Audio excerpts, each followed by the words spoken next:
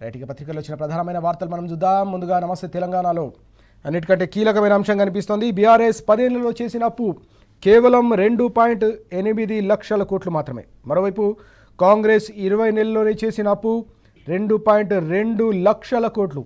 ఈ పోలిక చాలా స్పష్టంగా కనిపిస్తుంది. అప్పులపై ఇంతకాలం పాటు కాంగ్రెస్ ప్రభుత్వం చెబుతోంది కావచ్చు, ప్రతిపక్షంలో ఉన్నప్పుడు కాంగ్రెస్ నేతలు చెప్పిన మాటలన్నీ కూడా పూర్తిగా అబద్ధాలని మరోసారి తేలిపోయిందని నిన్న బీఆర్ఎస్ వర్కింగ్ ప్రెసిడెంట్ కేటీఆర్ గారు కూడా కుండబద్దలు కొట్టారు. అప్పులపై అబద్ధానికి ఇదంతా కూడా చెంపపెట్టు అని స్పష్టం చేసిన అంశం మనకు కనిపిస్తూ ఉంది. ఉమ్మడి రాష్ట్రం రుణాల వాటా కలిపినా కూడా తెలంగాణకు సంబంధించిన మొత్తం అప్పుల విలువ కేవలం 3.5 లక్షల కోట్లు మాత్రమే. కుండబద్దలు కొట్టింది కేంద్ర ప్రభుత్వం. కాంగ్రెస్ విష ప్రచారం అంతా దీంతో పటాపంచలైన సందర్భం. సమైక్య రాష్ట్రం నుంచి వాస్తవానికి తెలంగాణ రాష్ట్రానికి 2014లో దక్కిన అప్పు ఏదైతే ఉందో, వారసత్వంగా వచ్చిన అప్పే దాదాపు 70,000 కోట్లు. ఇక కేసీఆర్ గారి హయాంలో తెలంగాణ తెచ్చుకున్న తర్వాత, ప్రాణాలకు తెగించి తెలంగాణ సాధించుకున్న తర్వాత మౌలిక సదుపాయాల కల్పన కావచ్చు, భారీ ప్రాజెక్టుల నిర్మాణం కావచ్చు, జిల్లాల పునర్వ్యవస్థీకరణ ద్వారా కొత్త జిల్లా కలెక్టరేట్ల నిర్మాణం, అలాగే రోడ్లు, భవనాలు, పెద్ద ఎత్తున ప్రభుత్వ ఆస్తులకు సంబంధించిన సృష్టి ఏదైతే జరిగిందో దానికోసం తెచ్చిన అప్పును వెచ్చించి ఏకంగా పెరిగిన ఆస్తుల విలువ 4.16 లక్షల కోట్లు. అంటే తెచ్చిన ప్రతి పైసాను కూడా ఏ విధంగా తెలంగాణ రాష్ట్ర సంపద సృష్టిలో పెట్టారో కేసీఆర్ గారు అనేది స్పష్టంగా అర్థమవుతుంది. స్వతంత్ర భారత చరిత్రలోనే ఇంత తక్కువ సమయంలో ఇంత భారీగా రాష్ట్ర సంపదను, రాష్ట్ర ఆస్తులను పెంచిన ప్రభుత్వం లేదనే ఒక స్పష్టమైన అంశం కూడా ఇప్పుడు తెరపైకి వస్తుంది. 10 ఏళ్లలో ఏకంగా తెలంగాణ రాష్ట్రంలో, ఒక చిన్న రాష్ట్రం 10 జిల్లాలతో ఏర్పడిన రాష్ట్రంలోనే 4.16 లక్షల కోట్ల రూపాయల సంపదను కేసీఆర్ గారు తన విజన్తో, తన దార్శనికతతో తెలంగాణ ప్రస్తుత తరాలు, భవిష్యత్ తరాలను దృష్టిలో ఉంచుకొని ఆస్తులను సృష్టించారు. తెలంగాణకు సంబంధించిన సంపదను పెంచడం ద్వారా తెలంగాణ దశాబ్దాల పాటు ఎదుర్కొన్న సాగునీటి కష్టాలను శాశ్వతంగా పరిష్కరించాలన్న సంకల్పం కావచ్చు, దశాబ్దాల పాటు తెలంగాణ రైతును, తెలంగాణ ప్రజలను వెంటాడిన కరెంటు కష్టాల నుంచి శాశ్వతంగా విముక్తి కల్పించేందుకు భారీ విద్యుత్ ప్రాజెక్టులకు సంబంధించిన నిర్మాణానికి తెచ్చిన ప్రతి పైసాను కూడా పెట్టుబడిగా పెట్టడం వల్ల ఆ ప్రతి పైసా కూడా ఈరోజు తెలంగాణ రాష్ట్ర సంపద సృష్టికి ఏ విధంగా కారణమైంది, ఏ విధంగా ఒక బలమైన పునాది వేసి దేశంలోనే ఒక సరికొత్త అధ్యాయాన్ని, సువర్ణ అధ్యాయాన్ని లిఖించిందో మనకు స్పష్టంగా అర్థమవుతుంది. ఇదే అంశాన్ని నిన్న బీఆర్ఎస్ వర్కింగ్ ప్రెసిడెంట్ కేటీఆర్ గారు కూడా స్పష్టం చేశారు. ఇది పూర్తిగా కాంగ్రెస్కు సంబంధించి కావచ్చు, బీజేపీకి సంబంధించి ఢిల్లీ పార్టీలు ఎన్నికల వేళ, అసెంబ్లీ ఎన్నికల వేళ ఏ విధంగా బీఆర్ఎస్పై బురద జల్లి అబద్ధాలతో ప్రజలను మభ్యపెట్టే ప్రయత్నం చేశారో అవన్నీ కూడా మరోసారి పటాపంచలైపోయాయి.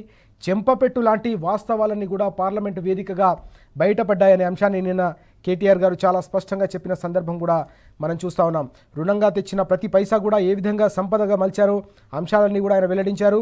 సచివాలయాన్ని మొదలుకొని కలెక్టరేట్లు కావచ్చు, భారీ ప్రాజెక్టుల నిర్మాణం కావచ్చు, తెలంగాణ వ్యాప్తంగా ఆదిలాబాద్ నుంచి మొదలుకుంటే అలంపూర్ వరకు గ్రామీణ ప్రాంతాల్లో వేసిన రోడ్లు కావచ్చు, దళిత గిరిజన వాడలకు సంబంధించిన అభివృద్ధి కావచ్చు, ప్రతి దానికి కూడా ప్రతి పైసాను పూర్తి స్థాయిలో వెచ్చించడం ద్వారా ఒక సువర్ణ అధ్యాయాన్ని, ప్రతి వర్గానికి సంబంధించిన ప్రజల జీవితాల్లో ఒక కొత్త వెలుగును 10 ఏళ్ల కాలంలో నింపగలిగారు. కానీ మళ్ళీ కాంగ్రెస్ అధికారంలోకి వచ్చిన తర్వాత ఏకంగా అప్పుల కుప్పను తీసుకొచ్చి ఒక్క ఇటుక కూడా పేర్చకుండా ఏ విధంగా తెలంగాణకు ఆర్థిక వ్యవస్థ అంతా కూడా చిన్నాభిన్నం చేస్తున్నారో అంశాన్ని కూడా ప్రస్తావిస్తున్న సందర్భం మనకి కథనంలో కనిపిస్తూ ఉంది.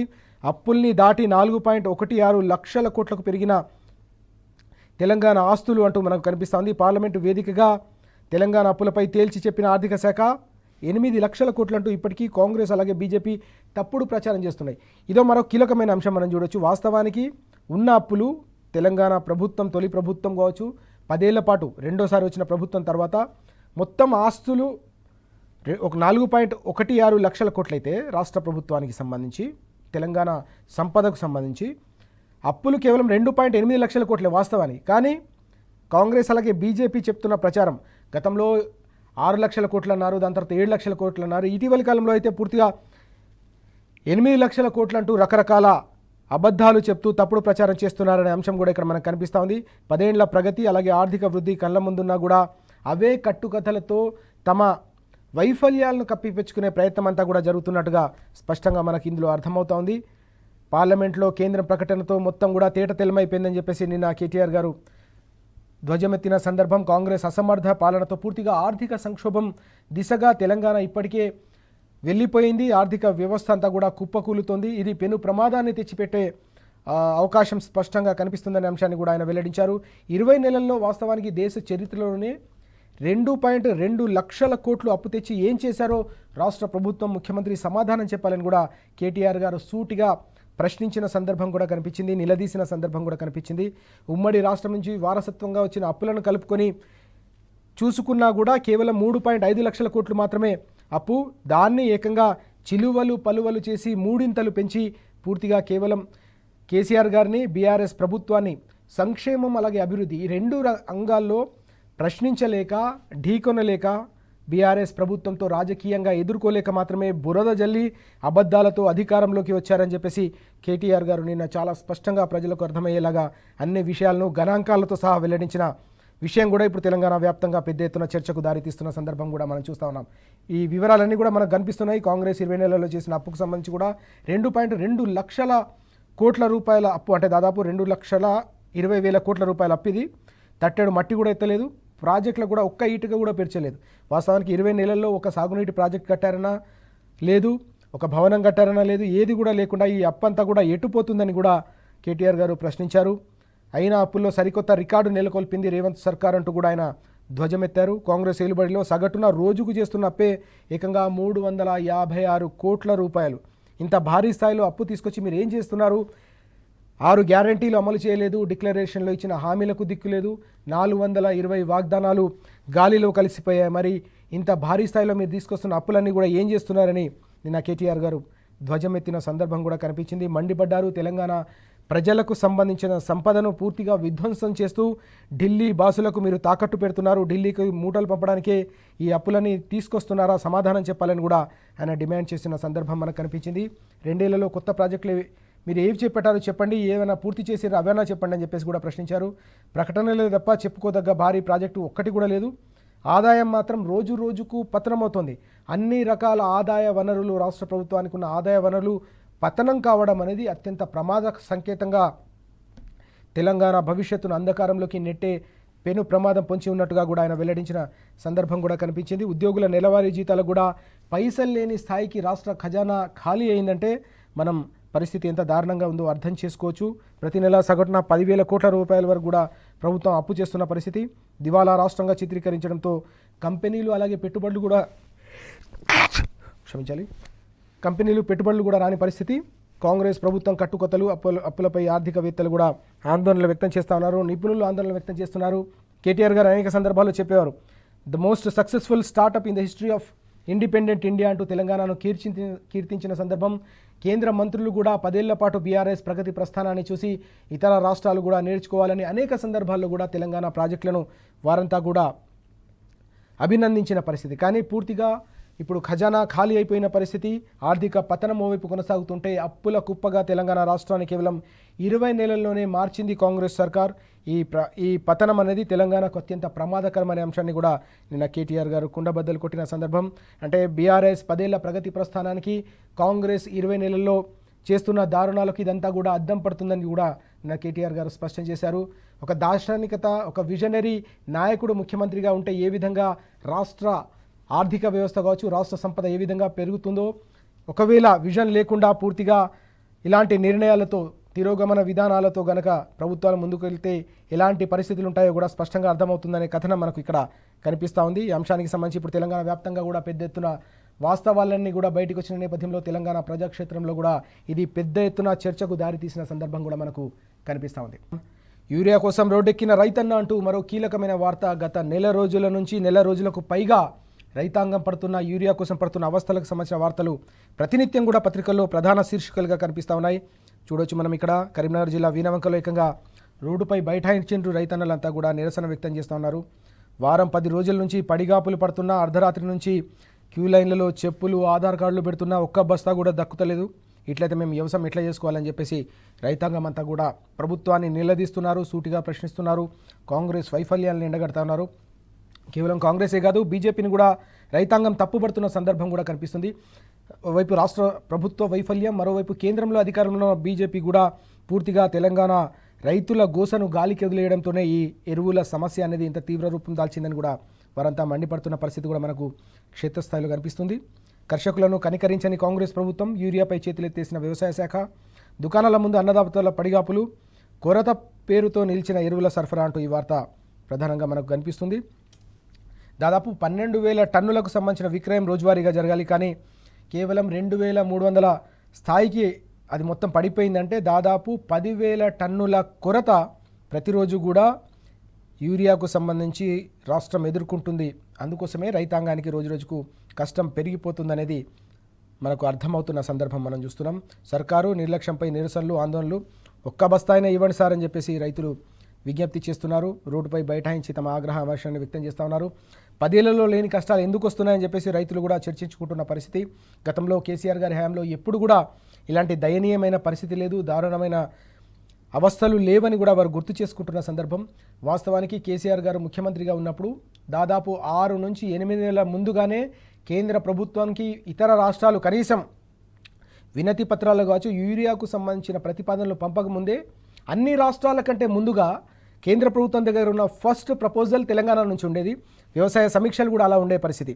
ఈ క్రమంలోనే ఫస్ట్ ఇండెంట్ రాగానే, యూరియాకు సంబంధించిన స్టాక్ కేంద్ర ప్రభుత్వానికి రాగానే ఫస్ట్ బఫర్ స్టాక్స్ అన్నీ కూడా తెలంగాణకు పంపించేవాళ్ళు. తెలంగాణకు వచ్చిన తర్వాత వాటిని స్టోర్ చేసుకోవడానికి కూడా గోదాముల సంఖ్యను, గోదాములకు సంబంధించిన కెపాసిటీని కూడా పెద్ద ఎత్తున పెంచడం ద్వారా వాటన్నింటినీ కూడా నిల్వ చేసిన సందర్భం. అందుకోసమే రైతుకు ఎప్పుడు ఎక్కడ అవసరం ఉన్నా సీజన్కు ముందే ఆయా ప్రాంతాలు, వారున్న ప్రాంతాల్లోనే వారికి యూరియాను కడుపు నిండా అందించిన పరిస్థితి. పెట్టుబడి సాయానికి తోడుగా కరెంటు, ఇంకోవైపు యూరియా కూడా కొరత లేకపోవడంతో వ్యవసాయం అంతా కూడా సంతోషంగా సాగింది. కానీ ఇప్పుడు కాంగ్రెస్ హయాంలో మళ్ళీ కన్నీటి సేద్యం నడుస్తుందనే ఆందోళన రైతాంగాన్ని పట్టిపీడిస్తున్న పరిస్థితి. ఇక రైతాంగానికి సంబంధించి మరో కీలకమైన వార్త కూడా కనిపిస్తుంది మనకు. ట్రాన్స్ఫార్మర్ రిపేరింగ్ కాంట్రాక్టర్ల సమ్మెబాట అంటూ వార్త. ఎన్పీటీసీఎల్ పరిధిలో రిపేర్ కేంద్రాలు ఏవైతే ఉంటాయో ట్రాన్స్ఫార్మర్లు రిపేర్ చేసేది, అవన్నీ కూడా మూతపడిన పరిస్థితి ఉన్నది. ప్రభుత్వం రిపేర్ ఛార్జీలు పెంచాలని వారంతా కూడా డిమాండ్ చేస్తున్న పరిస్థితి ఉన్నది. విద్యుత్ సమస్యలతో రైతులకు తప్పని అరిగోస అంటూ ఈ వార్త మనం చూస్తున్నాం. ట్రాన్స్ఫార్మర్లు ఇప్పటికే గతంలో ట్రాన్స్ఫార్మర్లు ఈ స్థాయిలో రిపేర్ అయ్యే పరిస్థితి కూడా ఉండేది కాదు. దానికి ప్రధానమైన కారణం కూడా నాణ్యమైన కరెంటుకు సంబంధించిన సరఫరా విషయంలో కూడా కేసీఆర్ గారు అత్యంత పగడ్బందీగా వ్యవస్థనంతా కూడా తయారు చేశారు. ప్రతిరోజు కూడా ఏ విధంగా విద్యుత్తుకు సంబంధించిన అవసరాలు ఏ విధంగా ఉన్నాయి ఆ రోజు, దాంతోపాటు సరఫరా ఎలా ఉంది, డిమాండ్ ఎలా ఉంది అనేది డిమాండ్ సప్లై చూసుకొని పూర్తి స్థాయిలో నాణ్యమైన ట్రాన్స్మిషన్ వ్యవస్థను, నాణ్యమైన కరెంటు సరఫరా చేయడంతో పూర్తిగా ట్రాన్స్ఫార్మర్లు ఇక్కడ కూడా ఈ స్థాయిలో కాలిపోకుండా వ్యవసాయానికి కరెంట్ అందించిన పరిస్థితి. కానీ ఇప్పుడు ఆ నాణ్యత కూడా లోపించడం, చివరికి రిపేర్లు కూడా, ట్రాన్స్ఫార్మర్లు రిపేర్లు చేయడానికి కూడా నెలల తరబడిగా సమయం పట్టడం అనేది రైతాంగాన్ని ఆందోళనకు గురి చేస్తున్న అంశం. ఓవైపు సాగునీరు లేదు, మరోవైపు బోర్ల ద్వారా పంటలు పండించుకుందామంటే ట్రాన్స్ఫార్మర్లు రిపేర్ కావడం, కరెంటు సరఫరా లేకపోవడంతో అన్నదాతల అవస్థలు మరింత రెట్టింపవుతున్న పరిస్థితి మనకు క్షేత్రస్థాయిలో కనిపిస్తూ ఉంది. మరిన్ని ముఖ్యమైన అంశాలు మనం చూద్దాం.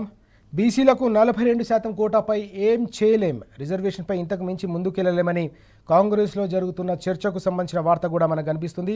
పీఏసీ సమావేశం పెట్టి ఓ నిర్ణయానికి వద్దాం. సిగాచికి నేను వెళ్ళాక ఆమె ఎందుకు వెళ్ళింది, రాష్ట్రంలో సమాంతర పాలన నడిపిస్తున్నారని చెప్పేసి కాంగ్రెస్ ఇన్ఛార్జి పాదయాత్రపై కూడా ముఖ్యమంత్రి అసంతృప్తి వ్యక్తం చేస్తున్నట్టు అంశం కూడా కనిపిస్తుంది. అర్ధాంతర పాదయాత్ర పరమార్థం ఏంటి, పీసీసీ చీఫ్తో సీఎం రేవంత్ సుదీర్ఘ చర్చలు అంటూ ఈ వార్త కనిపిస్తుంది. అయితే బీసీలకు సంబంధించి 42% రిజర్వేషన్లపై ఏం చేయలేమని కాంగ్రెస్ చేతులెత్తేయడంపై బీసీ వర్గాలన్నీ కూడా ఆగ్రహం వ్యక్తం చేస్తున్న సందర్భం మనం చూస్తూ ఉన్నాం. ఢిల్లీ వరకు వెళ్ళి మీరు ధర్నా చేసి మరి ఏం సాధించారు, కేంద్రం నుంచి సాధించలేకుండా ఎందుకు మీరు ఖాళీ చేతులతో తెలంగాణకు తిరిగి వచ్చారని చెప్పేసి తెలంగాణలోని బీసీ వర్గాలన్నీ ప్రశ్నిస్తున్న ఈ క్రమంలోనే కీలకమైన అంశం కోటాపై మా హక్కు బిచ్చమేస్తున్నారని చెప్పేసి బీఆర్ఎస్ పార్టీ పరంగా పార్టీ నేతలంతా కూడా ప్రశ్నించిన పరిస్థితి మనకు కనిపించింది. పార్టీ పరంగా కాదు, చట్టబద్ధంగా కోటా ఇవ్వాలని చెప్పేసి నిన్న బీసీ నేతలంతా కూడా ప్రభుత్వాన్ని, కాంగ్రెస్ సర్కార్ను, ముఖ్యమంత్రిని నిలదీసిరు. కాంగ్రెస్ను గద్దె దించే వరకు కూడా పోరాటం ఆగదని నిన్న తలసాని గారు స్పష్టం చేస్తే ఢిల్లీకి వెళ్ళి ఏం సాధించారో చెప్పాలని చెప్పేసి గంగుల కమలాకర్ గారు కూడా నిలదీశారు. బీసీల పట్ల దయ్యంలా వ్యవహరిస్తున్న కాంగ్రెస్, శాసనమండలిలో ప్రతిపక్ష నేత సిరికొండ నిప్పులు అంటూ చారి గారు కూడా దీనిపై తీవ్రస్థాయిలో ఆగ్రహం వ్యక్తం చేశారు. బీసీలకు బీఆర్ఎస్ఏ శ్రీరామ రక్ష అంటూ నిన్న మాజీ మంత్రి శ్రీనివాస్ గౌడ్ గారు కూడా నిన్న స్పష్టం చేసిన సందర్భం. కరీంనగర్లో బీసీ కథన భేరీ సభాస్థలిని పరిశీలించిన తర్వాత మీడియాతో మాట్లాడారు. అనేక కీలకమైన అంశాలు కూడా ప్రస్తావించిన సందర్భం కూడా మనకు కనిపిస్తూ ఉంది. తప్పకుండా పార్టీ పరంగా కాదు, చట్టబద్ధంగా ఏదైతే మీరు కామారెడ్డి డిక్లరేషన్లో చెప్పారో కామారెడ్డి డిక్లరేషన్ మేరకు మీరు హామీని నిలబెట్టుకోవాలి. ఒకవేళ నిలబెట్టుకోకపోతే తప్పకుండా వచ్చే స్థానిక సంస్థల ఎన్నికల్లో అలాగే రానున్న ఏ ఎన్నికల్లో అయినా కానీ బీసీలు కాంగ్రెస్ పార్టీకి అలాగే 2 ఢిల్లీ పార్టీలకు, ఎందుకంటే నిజంగానే ప్రధాని తరుచుకుంటే కేవలం ఛాయ్ తాగినంతసేపట్లో బీసీ రిజర్వేషన్లను అమలు చేయొచ్చు, కానీ బీజేపీ కూడా బీసీల గొంతుకు వస్తుంది కాబట్టి 2 ఢిల్లీ పార్టీల భరతం పడతాం. 2 ఢిల్లీ పార్టీలు తెలంగాణ ప్రజలకు, తెలంగాణలోని బీసీలకు చేస్తున్న అన్యాయాన్ని మరోసారి ప్రజాక్షేత్రంలోనే ఎండగడతామని చెప్పేసి నిన్న బీఆర్ఎస్ పార్టీకి సంబంధించిన నేతలు, బీసీ నేతలంతా కూడా స్పష్టం చేశారు. కరీంనగర్లో బీసీ కథన భేరీకి సంబంధించిన కార్యక్రమం అంతా కూడా ఏ విధంగా నిర్వహించాలని ఇప్పటికే అనేక రకాల సమాలోచనలు జరిగాయి. పటిష్టమైన సమావేశానికి సంబంధించిన కార్యాచరణను కూడా సిద్ధం చేసిన ఈ క్రమంలోనే కాంగ్రెస్ సర్కారుకు సంబంధించి అలాగే బీజేపీ సర్కారుకు సంబంధించిన వైఖరిని నిన్న బీఆర్ఎస్ నేతలంతా కూడా తీవ్రస్థాయిలో ఎండగట్టిన అంశం కూడా మనకు కనిపిస్తోంది. అలాగే తెలంగాణలో పాగా పొరుగు నిఘా అంటూ మరో వార్త కూడా మనకు కనిపిస్తుంది. పక్క రాష్ట్రాలకు సంబంధించిన నిఘా ఏజెన్సీల గుప్పిట్లో హైదరాబాద్ అలాగే తెలంగాణ ప్రాంతం అంటూ ఈ వార్త కూడా మనం ప్రధానంగా చూడొచ్చు. కీలక ప్రాంతాల్లో ఏపీ అలాగే కర్ణాటకకు సంబంధించిన ఇంటెలిజెన్స్ ఆఫీసర్స్ ఇక్కడేం చేస్తున్నారనేది ఇప్పుడు తెలంగాణ సమాజాన్ని పట్టిపీడిస్తున్న ప్రశ్న. కర్ణాటక నుంచి ఢిల్లీకి అధిష్టానానికి నివేదికలు ఇచ్చడానికి మాత్రమే ఇవన్నీ కూడా చేస్తున్నారనేది కూడా చర్చ జరుగుతోంది. అలాగే అమరావతి నుంచి కూడా కేంద్ర ప్రభుత్వానికి చేరుతున్న సమాచారం అంటూ కూడా ఈ వార్త. అలాగే దివ్యాంగుడిని ఈడ్చిపారేసిన ప్రజాపాలన అంటూ నేను మరో బాధాకరమైన సన్నివేశం కనిపించింది. జగిత్యాల కలెక్టరేట్లో అమానవీయ సంఘటన ఇది. సమస్యను చెప్పుకుందామని చెప్పేసి కలెక్టరేట్కి వస్తే అతన్ని ఈడ్చి పారేశారనే అంశం ఇదే నా ప్రజాపాలనని ప్రశ్నిస్తున్న సందర్భం కూడా మనకు కనిపిస్తుంది. ఇంకోసారి తెలంగాణ టుడే చూద్దాం. తెలంగాణ టుడేలో Telangana assets outpaced debt under BRS అంటూ ఈ వార్త. Union finance minister data presented in Lok Sabha debunks Congress claims of financial ruin. Says Telangana saw increase of over 3.32 lakh crore in assets during the decade-long BRS rule అంటూ వార్త కనిపిస్తోంది. 10 ఏళ్ల BRS ప్రగతి ప్రస్థానంలో 3.32 లక్షల కోట్ల రూపాయల అదనపు ప్రభుత్వ ఆస్తుల పెరుగుదల కనిపించింది. ఇది తెలంగాణ భవితకు ఒక బలమైన పునాది వేశారు కేసీఆర్ గారు. ఒక దార్శనికమైన పాలనలో విజనరీ నిర్ణయాలతో పూర్తిగా తెలంగాణకు సంబంధించిన ఆస్తులను ఏ విధంగా, ప్రభుత్వ ఆస్తులను ఏ విధంగా పెంచి తెలంగాణకు ఒక వెన్నుముక లాంటి వ్యవస్థను ఏర్పాటు చేశారో అంశానికి సంబంధించిన వివరాలు నిన్న పార్లమెంట్ సాక్షిగా మరోసారి వెల్లడైన అంశం. ఈ క్రమంలోనే బీఆర్ఎస్ వర్కింగ్ ప్రెసిడెంట్ కేటీఆర్ గారు దీనిపై స్పందించారు. Why is economy in a free fall, KTR slams Congress అంటూ ఈ వార్త. They had promised 6 guarantees but delivered only a failed economy అంటూ ఆయన తీవ్ర స్థాయిలో రాష్ట్ర ప్రభుత్వంపై ధ్వజమెత్తారు. అబద్ధాలతో ప్రతిపక్షంలో ఉన్నప్పుడు మభ్యపెట్టడమే కాదు, అధికారంలోకి వచ్చిన తర్వాత కూడా కాంగ్రెస్ అవే అబద్ధాలు చెప్తూ మభ్యపెట్టే ప్రయత్నం చేస్తుంది. కానీ పార్లమెంట్ సాక్షిగా ఎవరేం చేశారో మరోసారి బట్టబయలైపోయింది. ఏ విధంగా తెలంగాణకు సంబంధించిన ప్రగతికి కేసీఆర్ గారు పునాదులు వేశారో ఆ విషయాలు, ఆ ఆర్థిక వివరాలన్నీ కూడా వెల్లడయ్యాయని నిన్న కేటీఆర్ గారు మరోసారి వెల్లడించిన సందర్భం కూడా మనకు కనిపించింది. ఇవి ఈరోజు పత్రికల్లో మనకు ప్రధానంగా వచ్చిన వార్తలు.